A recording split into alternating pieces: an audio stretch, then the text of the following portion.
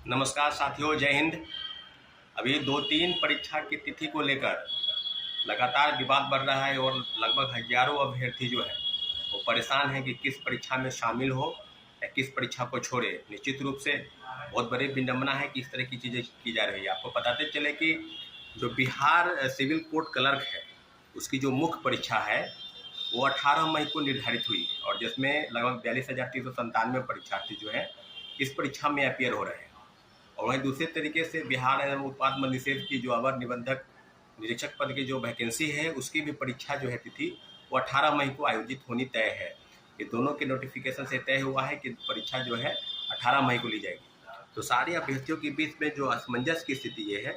किस परीक्षा को छोड़े और किस परीक्षा को दे। जाहिर सी बात है कि जो सिविल कोर्ट की मुख्य परीक्षा में बैठ रहे हैं परीक्षार्थी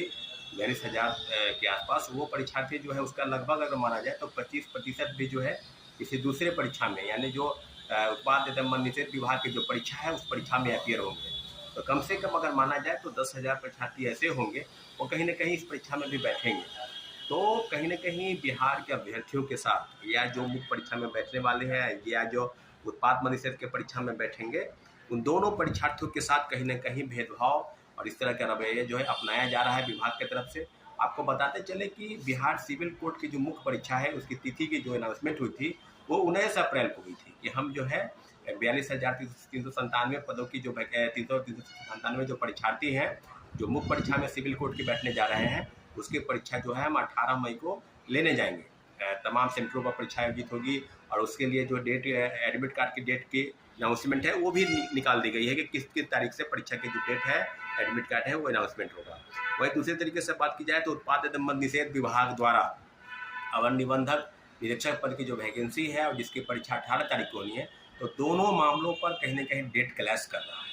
तो लगातार जाहिर सी बात है कि उत्पाद मद निषेध विभाग की जो नोटिफिकेशन आई थी वो आई थी 25 अप्रैल को। तो जाहिर सी बात है कि जब पहले की वैकेंसी और पहले की परीक्षा की डेट के अनाउंसमेंट अगर सिविल कोर्ट मुख्य परीक्षा की तिथि कह गए हैं तो उनका एक वास्तविक हक बनता है क्योंकि वो परीक्षा पहले ली और उसके बाद की तिथि। तो सारे विभागों और आयोगों से ये लगातार हम लोग गुहार लगाते हैं कि एक एक परीक्षार्थी जो है सभी जगहों पर वैकेंसी फॉर्म भरते हैं और कहीं ना कहीं उनको अवसर भी मिलता है। अगर सरकार वैकेंसी निकालती है तो लोग द्वारा जो प्रतियोगिता परीक्षा में चयनित होकर उस राज्य की सिविल सेवा परीक्षा के साथ साथ शिक्षक बहाली, सिपाही, दरोगा, इन्फोर्समेंट लगभग सभी परीक्षाओं में वो सम्मिलित होते हैं। तो कहीं कहीं एक मौका, एक अवसर जो है वो उनके हाथ से कहीं छूटता हुआ दिखाई देता है। इसलिए हम लगातार मांग कर रहे हैं कि सरकार जो है जो उत्पाद मद निषेध विभाग है उस परीक्षा की तिथि 18 तारीख से बढ़ाकर